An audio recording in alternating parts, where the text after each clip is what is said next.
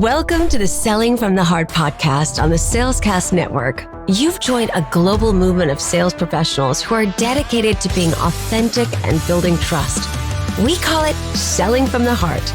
Together, we are on a mission to bring sincerity and substance to the sales profession we all love. Get ready to be inspired and equipped as we join our hosts, Larry Levine and Darrell Amy.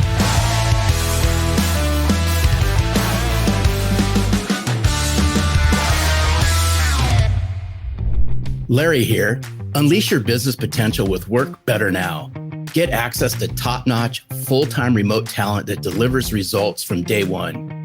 Say goodbye to tedious admin tasks and time-consuming hiring. Whether you need an executive assistant, want to grow your team, or simply want to free up your time so you can sell more, Work Better Now has got you covered. Their carefully vetted and matched remote workforce will streamline your operations. Join Darrell and I in experiencing the positive impact of Work Better Now. Our assistant Carmen has been with us for almost 2 years, and she has been a tremendous benefit to our team. Book a free consultation at workbetternow.com and transform your business today. Use promo code HEART to receive $150 off for your first 3 months.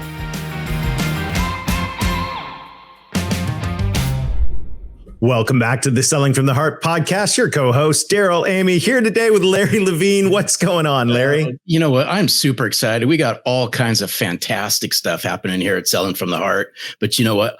I love our podcast guests, and I have absolutely been looking forward to our guest today. Wow. Just wait till you get to meet our friend Oakland McCulloch. You're going to absolutely love this conversation. We've got so many great things going on here at Selling from the Heart. We've just had the Selling from the Heart experience, getting to hang out with so many of you here in the community. And by the way, if you're new to Selling from the Heart, welcome. You've joined a growing community of sales professionals that are dedicated to being genuine, being authentic, building trust. We call it Selling from the Heart.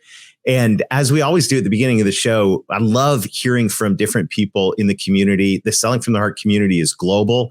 There are people just like you. If you're listening in and this is resonating with you, there are people just like you all around the world that believe in authenticity and trust, bringing their heart to selling. And Larry, it's so fun hearing from our friends. Every week, all week long, we get to hear from folks. And we want to give a shout out, as we always do at the beginning of the podcast. No, absolutely. And here's a special shout out to my dear friend, Will Busby. And Will is just a super great guy. And he went on to say this about the book. He goes, Larry and his book have a way of capturing and simplifying how to bring the human element of real relationships into sales. When you read it, you'll appreciate how his book leads you step by step in doing things in a new and exciting way. Will, I appreciate you. You're just such an asset to the Selling from the Heart community. Absolutely. Thank you, Will. And thank you to everybody who is reaching out and connecting with us and engaging. And by the way, if you don't have a copy of Selling from the Heart, or if you don't have an autographed copy of Selling from the Heart yet, you can get your own autographed copy. Just go to sellingfromtheheart.net and you'll see the link there for the book. It's sellingfromtheheart.net/book. And you can actually get a free autographed copy right there, signed by none other than Larry Levine. Just pay shipping and handling, and we'll have one sent your way. And Larry, this right now is such an exciting time. I love the community that's coming around, and not only the community of sales professionals, but the community of thought leaders that are coming around Selling from the Heart. And we believe that sales professionals are leaders. Our friend John Maxwell says leadership is influence. And if leadership is influence, sales is influence. There's a massive parallel between the two. And that's why I'm so excited about our guest today. Our guest is retired Lieutenant Colonel Oakland McCulloch. And he's the author of Your Leadership Legacy, Becoming the Leader You Were Meant to Be. And he brings experience based on 40 years of leadership in the U.S. Army and civilian positions after that.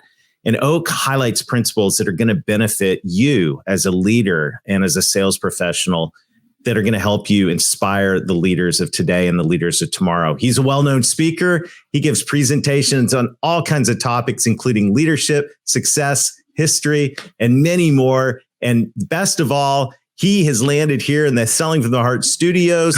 Oak, welcome to Selling from the Heart. It is great to have you here. Yeah, well, thanks for having me, Darrell and Larry. And by the way, I have my signed copy, and it is a fantastic book. Larry and I see leadership eye to eye. Oh, it was just kindred spirits. I mean, the day we connected and had a conversation, it's like we were long lost friends that just rekindled our friendship. Absolutely. Beautiful. Well, Oak, as we get started in this conversation, you know the question that every guest on the Selling from the Heart podcast answers, and that is this. Oak, what does it mean to you to sell from the heart? Yeah, for me, it is taking care of people. It's all about people. As you've already said a couple of times, it's about trust and it's about people.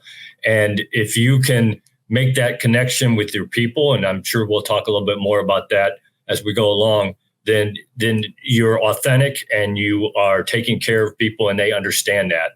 And then the trust is there. And you can't do anything without trust. As a leader, as a salesman, any of that, it's all about trust.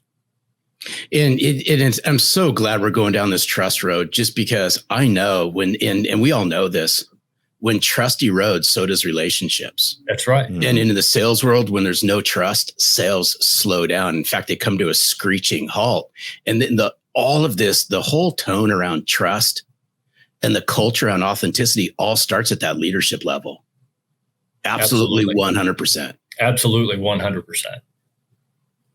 Yeah, when this is such an important topic, and as we said in the introduction, we firmly believe that sales professionals are leaders. If leadership is influence, sales professionals have a tremendous amount of influence and want to have a tremendous amount of influence. I think a lot of the principles for leadership apply to sales professionals and, of course, to the sales leaders that we have listening in. When it comes to your philosophy of leadership, maybe this would be a great place to start. If someone came to Oak and said, Oak, what does leadership mean to you? What would you say? So I tell everybody, because I get asked that a lot, and my answer is always the same. It's about servant leadership.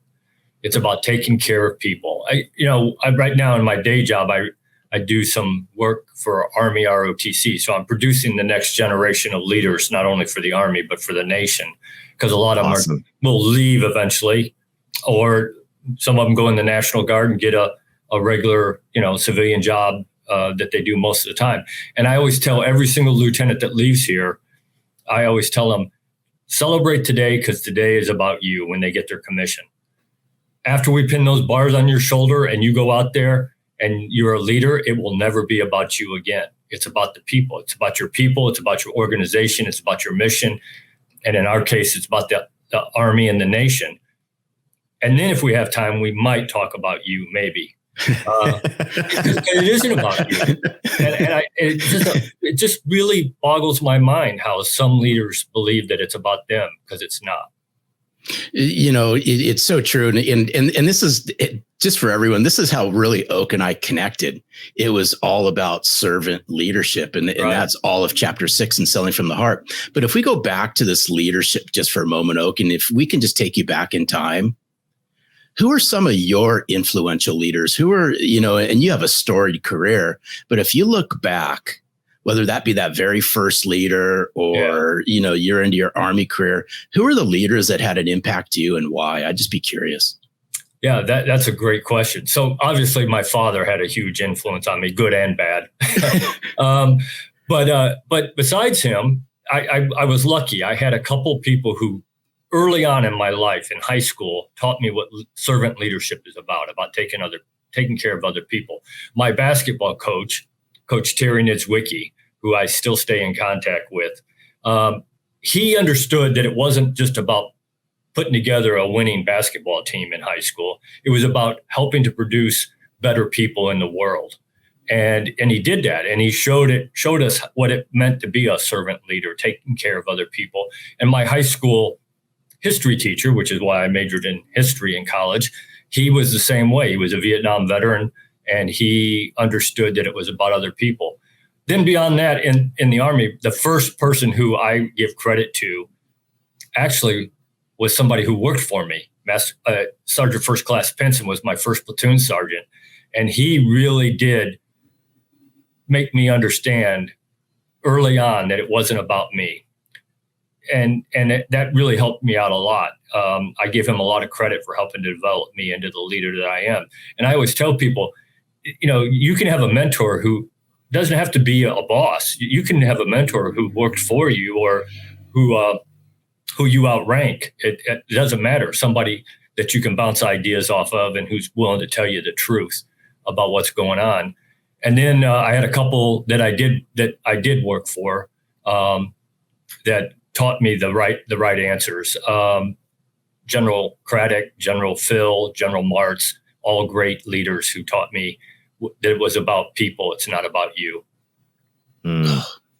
So powerful. And this concept of making it about somebody else, being a servant, looking to this, saying, what can I do to help?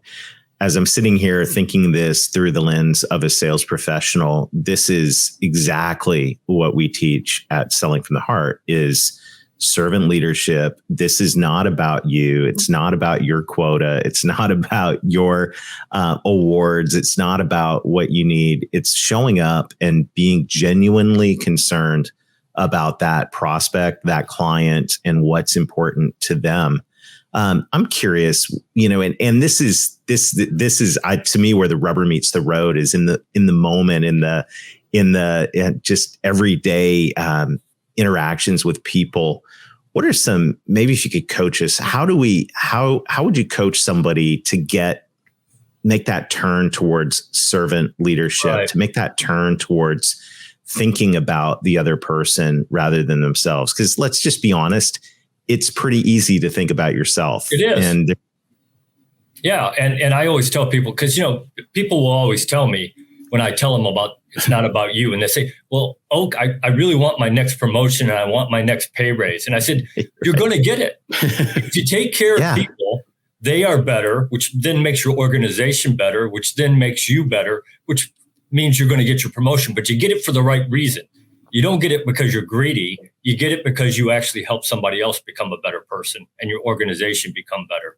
So the ways I tell people, the one of the things that's my favorite thing is I'm not one of those guys who leads from behind a desk. Now I got it. Leaders got to be behind a desk sometimes because you got paperwork to do and all those kinds of things. But the majority of your time should be out with the people you're leading. And I always tell people, go out there and spend time with them. And there's a couple ways to do that. I tell every young person I talk to about leadership, I said, go out every day, pick one person in your organization and find out something new about that person. Not about work, something personal, their spouse's name, their kid's name, what sports do their kids play? What hobbies does the family have? Something personal about that person. And you will see that trust start to grow exponentially. Because you can't fake trust. You can't fake whether or not you like somebody. You can try, but they'll figure it out. Mm-hmm. The way to do it is to get to know them. Now, you got to keep that leader-led relationship. I got that. But doesn't mean that you can't find out things about people and learn things about people so that you build that relationship. Because it's all about relationship. Leadership is about people, plain and simple, period.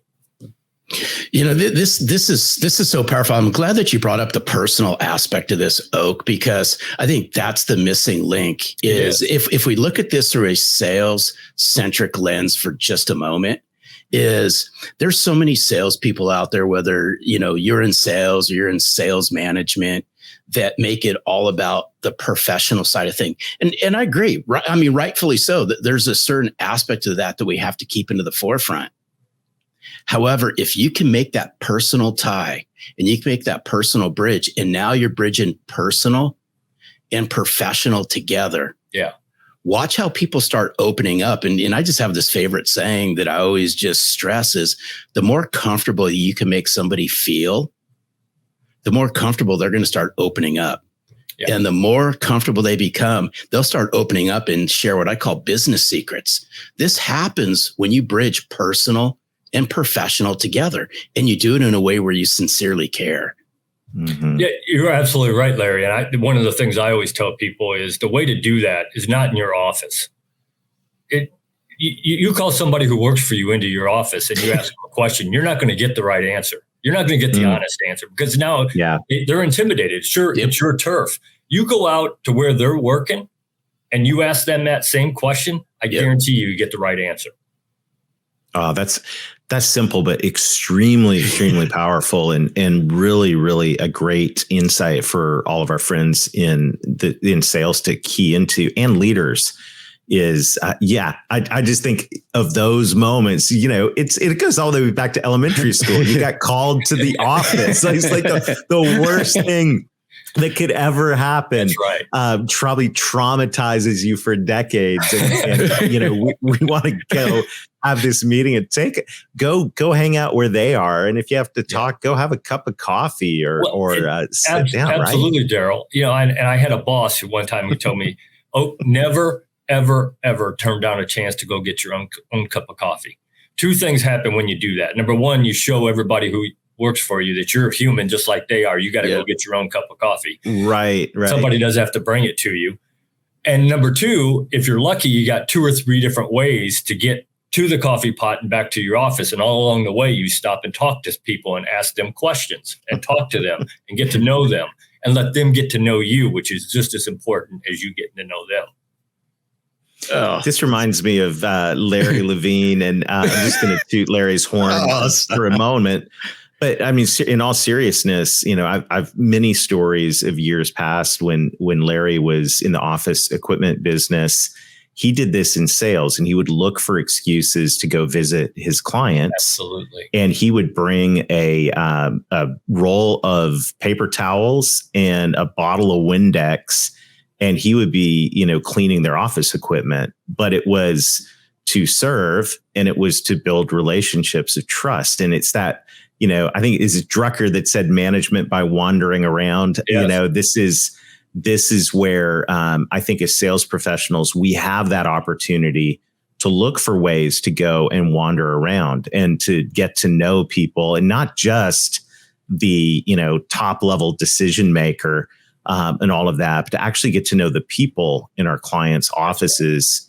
And this is where we build trust, and so many good things happen when you establish trust. That's huge. It really is. Yeah, hey, thanks for sharing that. But I just, hey, Larry, can you get me a cup of coffee? This one's almost empty. No, dude, you can get your own. Just get yourself up off your chair and go over to your coffee pot. Okie started something here, but here's what's interesting about what Darrell just said, and I really want salespeople and sales leaders to really key in on this for a moment. Is you have golden opportunities to meet your clients in their space, but you have a better opportunity to walk the halls and shake hands and meet people inside that company that you had no idea that existed because you walked right by them because you were so focused on Oak, the decision maker, or Darrell, the influencer, that you forget all these other people around them eventually have a dotted line to those people. That's right.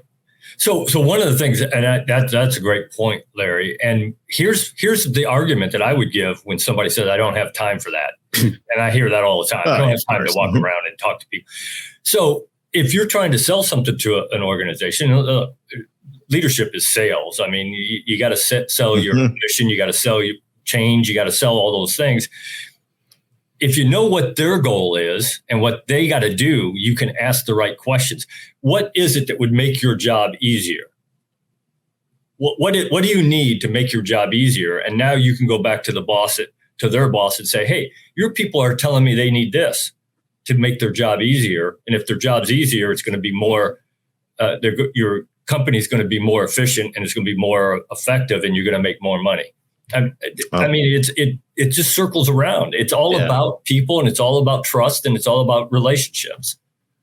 So good. Speaking of people that are just exhibit that so well, and I've watched at Bobby Keough, our friend Bobby, does an amazing job of taking the time to make people feel special. And we've got a really cool, encouraging video from Bobby Keough.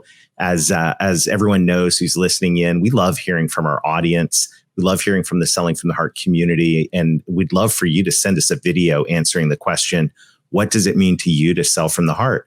And if you'll do that, just text the word video to 21,000. That's video to 21,000. You'll get instructions on how to do it. It's really simple. It's fun. And Bobby, we want to thank you for sending this video in. I think it fits perfectly into our conversation today. So let's hear from Bobby Keough after a brief word from our sponsors. Darrell here, and I'm excited to share with you one of the most innovative tools we've come across in a long time. Our partners at Why Institute have developed an amazing platform that helps people discover their why operating system. It's truly amazing. In 10 minutes or less, you can know why you do what you do, how you bring your why to life, and what people can count on from you. It's truly the first step in self-awareness. If you're a coach or a sales leader who believes in helping your people understand who they are so they can be the best version of themselves, you've got to check this out. All you need to do is go to whyinstitute.com and look for the Why certification page. We'll put the link in the show notes. When you reach out to the Why Institute, let them know you heard about it here on Selling from the Heart, and you'll be on your way to helping your team discover what drives them.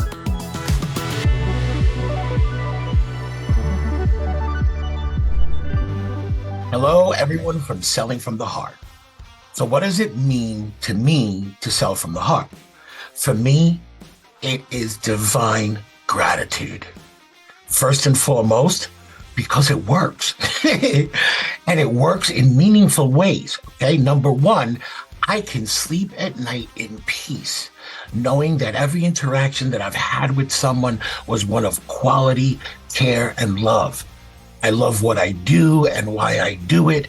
I'm grateful for the most precious gift of being able to recognize the incredible power of influence and persuasion, and to use that power to help others to make decisions that ultimately benefits them, benefits me, my agency, and therefore the world that we live in. More importantly, I'm grateful to be given the never-ending passion and opportunity to teach others to appreciate the magic of selling the way I do. It is the oxygen that I breathe, and it's what gets me up in the morning looking forward to what comes next, whatever that may be. And finally, selling from the heart landed me here. And there are no words to express the gratitude that I have for every person that this message reaches. And Larry, go Dodgers! That was great. I love Bobby. If there's go Dodgers for sure, but look at this gratitude. Yeah. Gratitude is such an important part of this. Thank you, Bobby. And Oak, when you think about gratitude in the context of leadership, what does that bring to your heart and mind? Yeah, so I think that we as leaders, current leaders, have a responsibility to produce the next generation of leaders. And that's really, for me, what the gratitude is somebody made a comment to me, I don't know, about a month ago or so, and they said, well, the title of your book, you're pretty egotistical if you're talking about your legacy. I said, obviously you haven't read my book or heard me speak, because it isn't about me. It's about that next generation of leaders that I'm handing down, that everything I've learned to, and then them handing it down to their next generation and on down the way. So that long after I'm gone, there'll still be good leaders in this world. And going back to, you learn just as much sometimes from people who work for you. Master Sergeant David Powell, who worked for me when I ran my ROTC program and was producing second lieutenants back at the University of South Alabama in Mobile. We were sitting there talking one day about the importance of what we were doing. And he said to me, you know, sir, great leadership handed down from generation to generation is what develops great nations. And I thought, wow, what a powerful quote. And it hangs on my wall. It has since he said that. But the most powerful thing of that is you can take that word nations and you can substitute anything you want. Mm-hmm. And it doesn't change the meaning of that one bit. Company, sports team, food bank, hospital, it doesn't matter, because every organization at every profession at every level needs good leadership. And this plays out in just, we have to go. I just want to continue down this road of leadership and sales, because it all goes back to self-leadership. And if you want to be that leader that everyone follows, then you have to look inward. My belief, you have to look inward and go, how am I going to lead myself? And if we look at this through a sales-centric lens for just a moment, is if we struggle, and it's a struggle sometimes to do this. I totally get it, been there, lived through it. If we struggle to lead ourselves and we're trying to work with our clients and our future clients, they're going to sniff this out. Yep. Pretty darn quick. Would you agree? Yeah, absolutely. I would agree. So somebody asked me, because I talk a lot about self-discipline, and somebody said, so why is it important to have self-discipline? And I said, because we all like to think that we're motivated every day, but we're not. Let's be honest. You wake up some days and you're struggling. You're not motivated. If you have, and motivation is what keeps you doing the right things, the good things, and moving forward. So on those days that you're not motivated, your self-discipline kicks in and says, okay, you're not motivated, but you got to do this because it's what you should be doing. And so self-discipline is so huge. And I think every leader has to be self-disciplined, not disciplined, because that's different. That's somebody looking over your shoulder, making sure you do what you're supposed to do. That's not a leader. A leader is self-disciplined. They do the right thing because it's the right thing to do, even if nobody's watching, although they are all the time. Oh, hey, so I just have a quick question on self-discipline, just really quick. And looking at this through the lens of you, Oak, what's self-discipline mean to you? What's that look like? Describe it if you can. To me, self-discipline is you do the things that you're supposed to do. No matter if anybody's watching, no matter if anybody's ever going to check up on it, you do what you're supposed to do. And you do it the best you can do. Some days that's only 70% because you don't feel good, whatever. I got it. But, when I was a young kid, my dad told me all the time, he'd say, I don't care what job you do, what job you get assigned. I don't care if they make you the floor sweeper. Be the best damn floor sweeper there is, and it all comes down to self-discipline, making yourself do what you should be doing. I absolutely love it. Well, this has been an amazing conversation. As we wrap up, just one last opportunity to encourage. I want to think specifically right now of the sales leaders, people that are VPs of sales that are leading teams, recruiting, developing the next generation of leader. What encouraging words would you say to the leaders that are listening in to the podcast here today? Yeah, I'm a firm believer that leadership development doesn't happen by accident. You have to develop a plan in your organization that is developing that next generation of leaders. And here's what I tell people. You get two benefits. Not only you get better leaders, which then again gives you a better company and a more profit if that's the bottom line that you're really looking for, but you also give people in your organization the ability to move up, which then helps their motivation. If they see that there's a path for them to get promoted, to become a leader, to do those kinds of things that they might have a desire to do, and you're providing that path for them through a leadership development program, then you again, it's about them. It's not about you. That's a win-win for you and for them. And if they don't see that, then they're going somewhere else. If that's really what they want to be, you're not going to keep them in your organization if you're not giving them a path to move forward. If that's their ambition. So much gold. So true. Pure gold. So true. Oak, just on behalf of the whole Selling from the Heart community, a sincere thank you for sharing time with us today, for your service to our country, and also for being such a catalyst in helping raise up the next generation of leaders. You are a true inspiration, and it's just been an honor sharing time with you here today. Oh, thanks, Darrell. This has been great. I've been looking forward to this, and it didn't disappoint. No, it's awesome, all good. Awesome. And by the way, you'll have to share how people can grab your book and all that. But I will tell you this. Oh, yeah. It's an amazing read. I ripped through a yellow highlighter in this book, right? I mean, if I open it, you can see it. It's all yellowed. It's a great book. It's an easy read, but it's packed full of leadership nuggets. Definitely. One of the things I always tell people is there's no theory in my book. It's all about things that everyday leaders can do every day So I really did write it so that you could use it and the next day start using things that are in there. We'd expect nothing less from a lieutenant colonel. So that is great. Thanks for this gift of sharing time with us. Thanks for the gift of the book. We'll make sure that that's in the show notes links. So everybody listening will want to grab a copy of that. And Oak, once again, you're a true inspiration. Thanks for being a champion of selling from the heart. We appreciate you. Thanks. I appreciate it, guys. No, we appreciate it. Hey, really quick, Oak, you got to tell everyone where they could find more Oak McCulloch. Yeah. So I have a website, ltcoakmcculloch.com. And on there, it's got my cell phone number. It's got my email address. If you want to contact me, we can do it that way. I'm on most of the social media. I'm on LinkedIn. I'm on Instagram. I'm on Twitter, although LinkedIn is the one I use most of the time. So if you really want to contact me, connect with me on LinkedIn, and I'm happy to hop on a call or a Zoom meeting with you anytime. That's awesome. Good. Thank you. Awesome. We appreciate you, Oak. You're incredible, and this has been amazing. Cool, Larry. I knew this was going to be good. I told you this is something I want everyone to hit pause right now and go grab a copy of Oak's book, Your Leadership Legacy, Oak McCulloch, because whether you have leader on your business card or whether you have sales professional on your business card, guess what?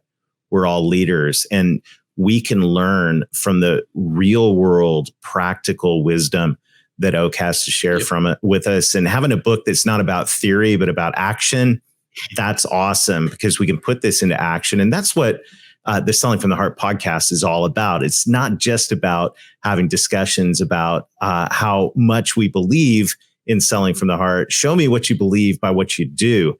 And so that's why I love the heart behind Oak and what he's doing to help raise up the next generation of leaders. So grab a copy of that book and let's put it into action. No, absolutely. And we firmly believe here at Selling from the Heart, and Darrell said it on the podcast, that sales professionals are leaders.